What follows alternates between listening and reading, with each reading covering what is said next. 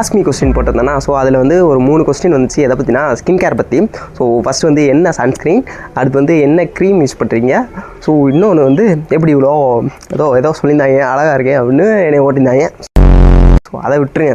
இப்போ வந்து என்னதுன்னா ஃபஸ்ட்டு வந்து நான் பண்ணுற ஸ்கின் கேர் ரொட்டீன் என்னதுன்னா மார்னிங் எழுந்திரிச்சோன்னா ஐசிங் ஃபேஸில் வந்து ஐசிங் பண்ணும்போது என்ன ஆகுனா பிளட் சர்க்குலேஷன் இன்க்ரீஸ் ஆகும். ஸோ அதனால் ஆக்னி ஸ்கின் சம்மந்த ப்ராப்ளம் கொஞ்சம் கொஞ்சமாக ரெடியூஸ் ஆகும். ஸோ நான் ரெண்டாவது வந்து சியா சீட் தெரியுமா, ஸோ இதை வந்து நைட்டே வந்து ஒரு 1 டேபிள் ஸ்பூன் 1/2 லிட்டர் வாட்டரில் சோக் பண்ணிட்டு மார்னிங் எழுந்திரிச்சு அதுதான் ஃபஸ்ட்டு குடிப்பேன்.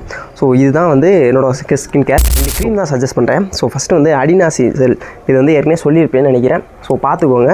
ஸோ இது வந்து என்ன ஆகுனா ஆக்னி ரிலேட்டட் மார்க் இதில் வந்து கொஞ்சம் க்யூர் பண்ணுவாங்க தான். டெமாகோட 1% ஹைரானிக் ஆசிட் இருக்குது.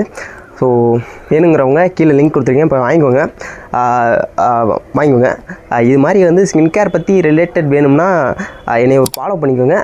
என்ன அடுத்து வந்து எதை பற்றி சொல்லலாம்னு கமெண்ட்டை சொல்லிட்டு போங்க. தேங்க்ஸ் ஃபார் வாட்சிங்.